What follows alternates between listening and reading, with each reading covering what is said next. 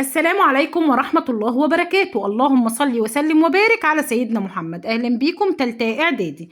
النهاردة هنحل أسئلة على الدرس الثاني بالوحدة الأولى جغرافيا بكتاب الامتحان. الدرس بعنوان الرعي والثروة الحيوانية والسمكية في العالم. الأسئلة هتبدأ معانا من صفحة 41 وإن شاء الله هنحل معانا الامتحان اللي على الدرس. أمامك خريطة للعالم. الخريطة اللي قدامنا دي سنة تالتة خريطة العالم. أول سؤال معانا نوع الرعي السائد. طبعا رقم واحد ده الرعي البدائي لان دي الصحاري الحارة في شمال افريقيا الصحراء الكبرى. نوع الرعي السائد رقم اتنين معانا على الخريطة ده الرعي التجاري لان دي دولة الارجنتين. اولى قارات العالم المربية للابقار رقم 3 اسيا. اولى دول العالم انتاجا للحوم الحمراء رقم 4 الصين. أولى دول العالم المنتجة للأصواف رقم 5 استراليا. أولى دول العالم المربية للدواجن رقم 6 الولايات المتحدة الأمريكية. السؤال اللي بعد كده به استعن بخريطة العالم التي أمامك وأجب عما يأتي. رقم واحد المنطقة التي يسود بها الرعي التجاري يشير إليها رقم بيشير إليها رقم 5. ليه رقم 5؟ لأنها موجودة في قارة أفريقيا.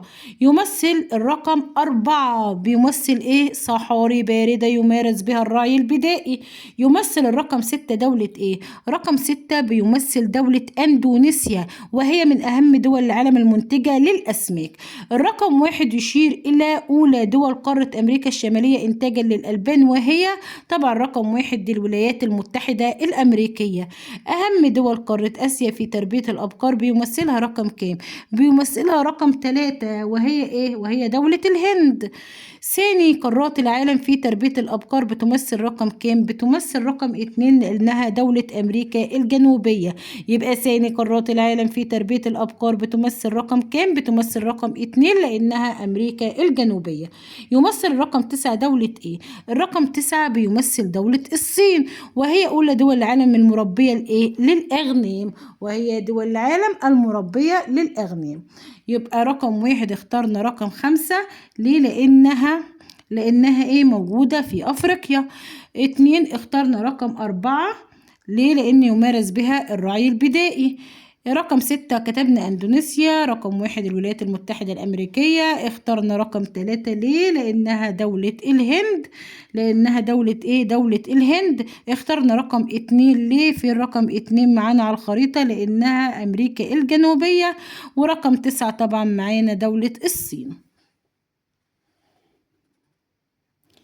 السؤال 2 استعن بالخريطة التي أمامك في اختيار الإجابة الصحيحة. تختفي المراعي المناسبة لرعي حيوان الرنة من قارتي استراليا وافريقيا. يبقى تختفي المراعي المناسبة لرعي حيوان الرنة من قارتي استراليا وافريقيا. كتير بيقولها الرنة وكتير بينطقوها الرنة على حسب نطقك، المهم تكتبها صح. يتشابه نوع الرعي الممارس في كل من شمال اسيا وشمال غرب امريكا الشمالية. اي من القارات التالية ينتشر بها الرعي البدائي بالمناطق ذات المناخ الحر؟ طبعا افريقيا. تمارس حرفة الرعي بالمناطق الحارة والمعتدلة والباردة في قارة آسيا. يمارس الرعي التجاري في دولة البرازيل. والسؤال ده مهم. السؤال رقم 3 اختار الإجابة الصحيحة من بين البدائل التالية. توجد علاقة بين قلة عدد القائمين على حرفة الرعي البدائي في قارة آسيا والتعليم والبترول. المصدر الرئيسي للحوم الحمراء في العالم الأبقار. المصدر الرئيسي للحوم الحمراء في العالم الأبقار. رقم 3 يسود الرعي التجاري بدولة الأرجنتين. أهم دول العالم في تربية الأبقار تنتمي لقارة آسيا. الحيوان الذي يرتبط بتربيته بالمراعي التجارية الواسعة هو الأغنام. تاني، الحيوان الذي يرتبط تربيته بالمراعي التجارية الواسعة هو الأغنام. تعد الأبقار الأغنام الأسماك ثروات اقتصادية تتشابه في كل مما يلي ما عدا إنها يتركز إنتاجها في آسيا وأفريقيا. تعد الصين أكبر دول العالم في تربية الأغنام. يأتي معظم إنتاج اللحوم الحمراء بدولة الصين من الخنازير. المنتج الحيواني الثاني من حيث الأهمية هو الألبان. يبقى المنتج الحيواني الثاني من حيث الأهمية هو إيه؟ هو الألبان. أولى دول العالم إنتاجا للألبان الهند، الدولة التي تشتهر بإنتاج الأصواف من أغنام المارينو. على طول هتقول دولة استراليا. دولة إيه؟ دولة استراليا. السؤال رقم 12، تحتل المركز الثاني عالميا في تربية الدواجن دولة الصين. تحتل المركز الأول عالميا في إنتاج اللحوم الحمراء والأسماك معا دولة الصين. تتمثل النسبة الصحيحة لإنتاج الأسماك من مصادر المياه المختلفة بالعالم في الشكل إيه؟ معانا أول حاجة أسماك البحار والمحيطات، على طول هتختار النصف. النصف اللي هي هنا وهنا، يبقى نختار واحدة من الاتنين دول. طب نكمل. أسماك المزارع السمكية ثلث. فين الثلث؟ أهو الأزرق الثلث. ومعانا اللون التاني ده أسماك البحار والمحيطات النصف. طيب هنا أسماك أنهار وبحيرات عذبة أقل من الثلث اللي هو ده، يبقى الإجابة هتبقى جيم. الإجابة إيه؟ جيم. أكثر دول قارة أوروبا تصديرا للأسماك، هتقول مين؟ النرويج. يبقى أكثر دول قارة أوروبا تصديرا للأسماك هنختار النرويج. 4، اكتب كلمة صواب أمام العبارة الصحيحة وكلمة خطأ أمام العبارة غير الصحيحة مع التصويب. قالك إيه سنة تالتة؟ قالك مع التصويب، يعني عايزك تصوب الخطأ وتقول غلط ليه علشان تاخد درجتك كاملة. يسود الرعي التجاري في صحاري التندرة الباردة بآسيا وأوروبا. غلط ليه؟ لأن الرعي البدائي وليس التجاري. تعد استراليا من أهم الدول التي يمارس بها الرعي البدائي. غلط لأن الرعي التجاري وليس البدائي. تتفوق قارة آسيا في إنتاج الثروة الحيوانية رغم تناقص إعداد القائمين على حرفة الرعي البدائي. صح. توجد بقارة آسيا أولى دول العالم إنتاجا للدواجن. غلط ليه؟ لأن توجد بقارة أمريكا الشمالية أولى دول العالم إنتاجا للدواجن. تعد مصر ثاني الدول المنتجة للألبان في العالم. لا طبعا، ثاني الدول المنتجة للألبان في العالم الولايات المتحدة الأمريكية. تعد سواحل القارات الخاصة أوروبا. تعد سواحل القارات خاصة أوروبا وأمريكا الشمالية من المصايد السمكية الغنية. صح طبعا، العبارة صح. تعد أندونيسيا من الدول الرئيسية المنتجة للأسماك في العالم. صح. السؤال اللي بعد كده رقم 5، اكتب ما تشير إليه كل عبارة مما يأتي. اكتب ما تشير إليه كل عبارة مما يأتي. رعي يمارسه سكان المناطق الصحراوية في مساحات واسعة من قارات العالم. ده الرعي إيه يا حبايبي؟ ده الرعي البدائي. رعي يمارس في مناطق حشائش الاستبس والسافانا بقارات العالم ويعتمد على الأساليب العلمية الحديثة. قال لك يعتمد على الأساليب العلمية الحديثة. يبقى هنقول الرعي التجاري على طول من غير تفكير. أحد المنتجات الحيوانية التي تعد أستراليا أهم الدول المنتجة له الصوف طبعا. نوع من الأحياء البحرية يتم اصطيادها للاستفادة من لحومها وشحومها. مين؟ الحيتان. يبقى هنقول الحيتان. السؤال رقم 6، أسئلة بما تفسر. رقم 1 معانا، وضح بس الصورة لحضراتكم.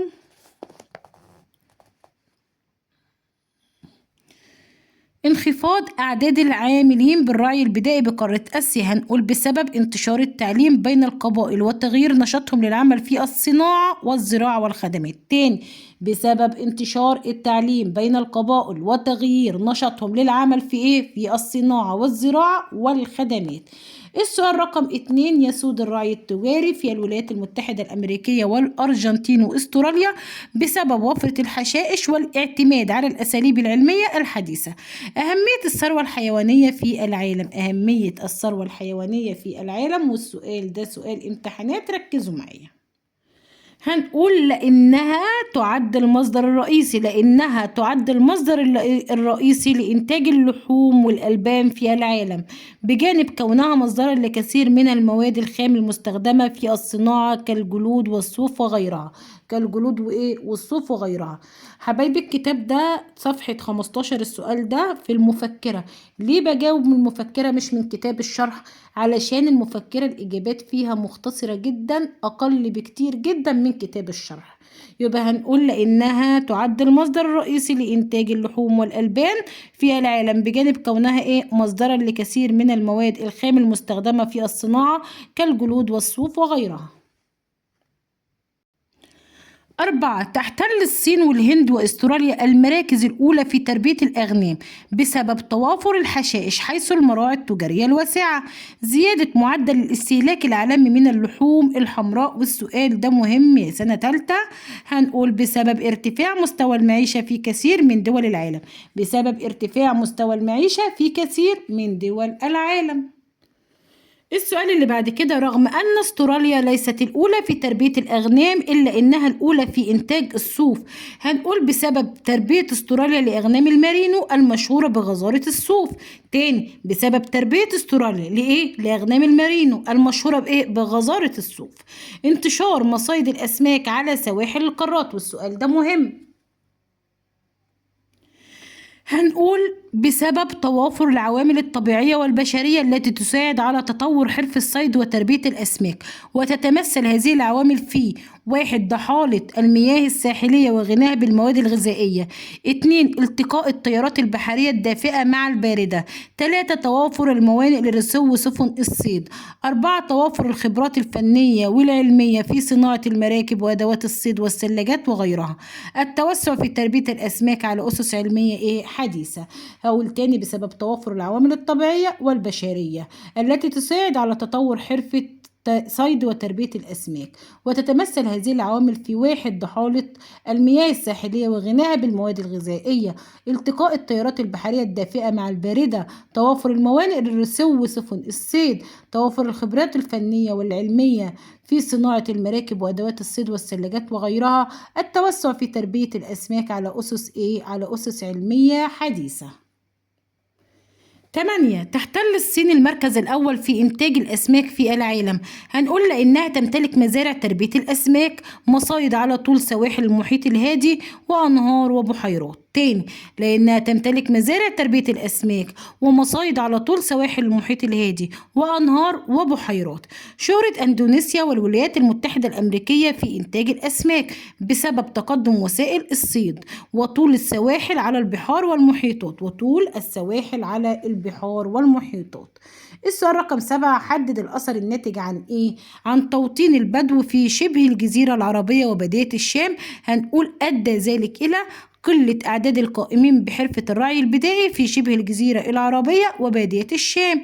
التقاء التيارات البحرية الدافئة مع التيارات البحرية الباردة أمام سواحل القارات. هنقول أدى ذلك إلى المساهمة في تطوير حرف الصيد وتربية الأسماك وزيادة الثروة السمكية. السؤال اللي بعد كده رقم 8، دلل جغرافيا على صحة كل عبارة مما يأتي. رقم 1، تتركز معظم المراعي التقليدية في الجزء الشمالي الشرقي من العالم. هنقول حيث تمتد الصحاري الحارة في شبه الجزيرة العربية أي آسيا وبادية الشام وشمال أفريقيا ودول ووسط آسيا صحاري معتدلة. صحاري التندرة الباردة بآسيا وأوروبا. هنقول تاني يا حبايبي، حيث تمتد في الصحاري الحارة دول ووسط آسيا صحاري التندرة الباردة. السؤال اللي بعد كده، تفوق قارة آسيا في إنتاج الثروة الحيوانية، والسؤال ده مهم. هنقول حيث تعد أولى قارات العالم تربية للأبقار وأهم دولها الهند. تاني، حيث تعد أولى قارات العالم تربية للأبقار وأهم دولها الهند. تعد الصين والهند أكبر دول العالم المربية للأغنام. تحتل الصين المركز الثاني في إنتاج الدواجن. تعد الصين الأولى عالميا في إنتاج اللحوم الحمراء والثانية في إنتاج الأصواف. تعد الهند الأولى عالميا في إنتاج الألبان. رقم 3، تفوق قارة آسيا في إنتاج وتصدير الأسماك، والسؤال ده مهم. هنقول حيث تعد الصين إحدى دول آسيا أولى دول العالم إنتاجا للأسماك وأهم دول العالم تصديرا للأسماك. أندونيسيا من أهم الدول المنتجة. تايلاند من أهم الدول المصدرة للأسماك. تاني، حيث تعد الصين إحدى دول آسيا أولى دول العالم إنتاجا للأسماك ومن أهم دول العالم تصديرا للأسماك. أندونيسيا من أهم الدول المنتجة. تايلاند من أهم الدول المصدرة للأسماك.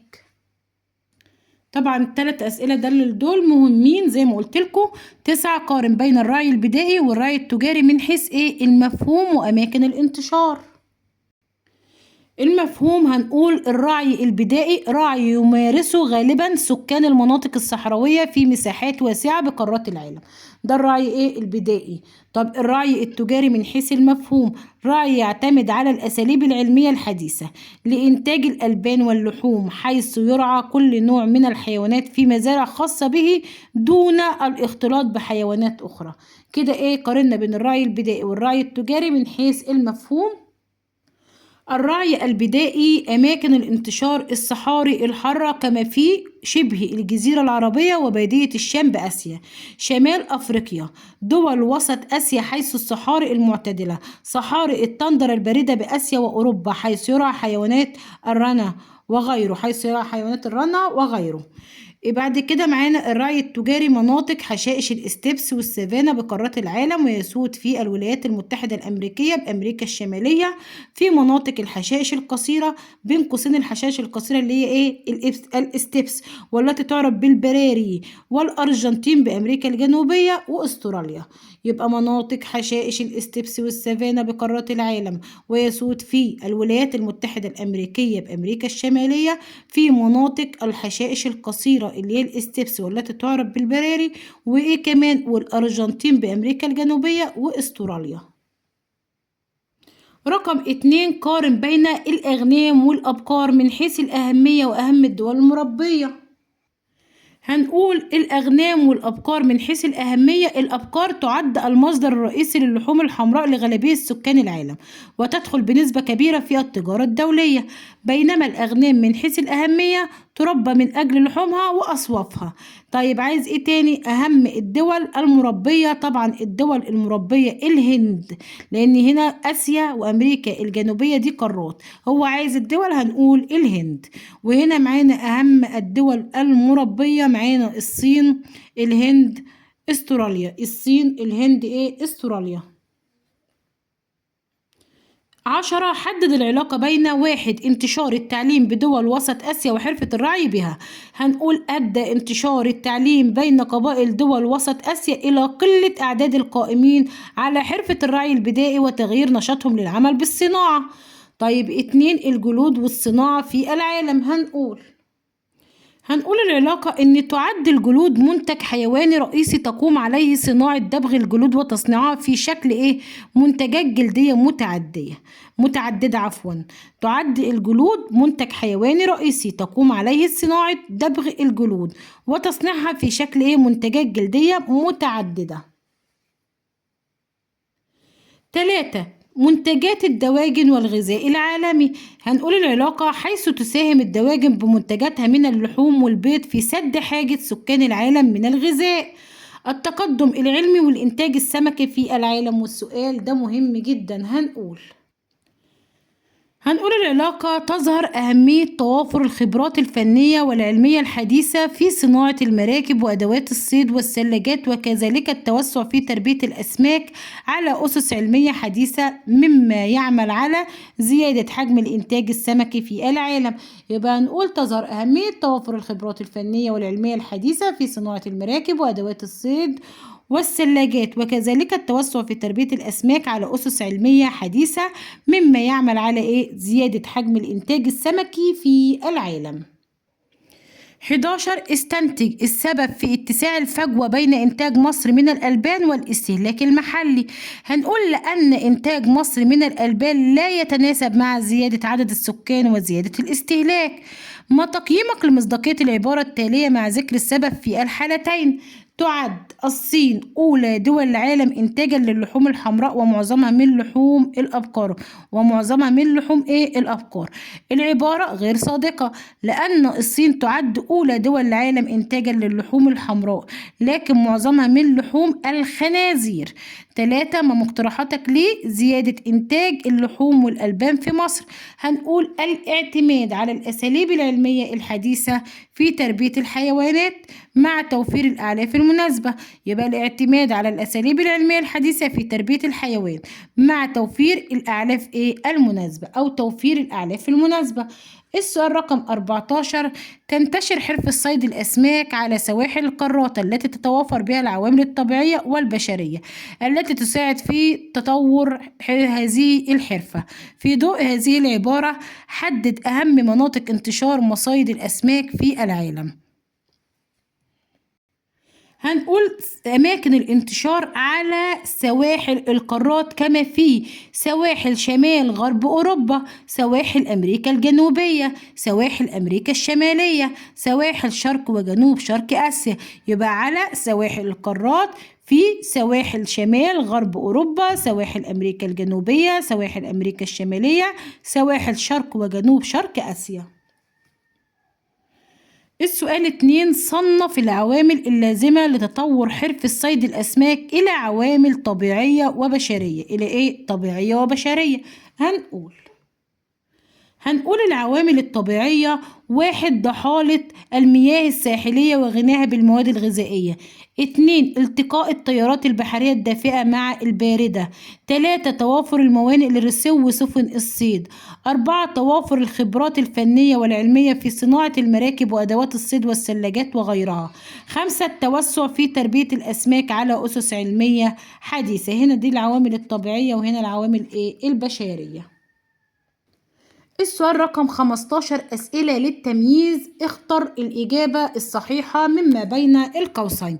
يرتبط معظم النشاط الرعوي في قارة أفريقيا بحشائش السافانا والنباتات الصحراوية. يمارس الرعي البدائي على الحشائش الباردة في بعض مناطق قارة أمريكا الشمالية. يرعى حيوان الرنة في شمال أوروبا والألاسكا، وفي كتير بيقولوها حيوان الرنة على حسب نطقك، المهم تكتبها صح.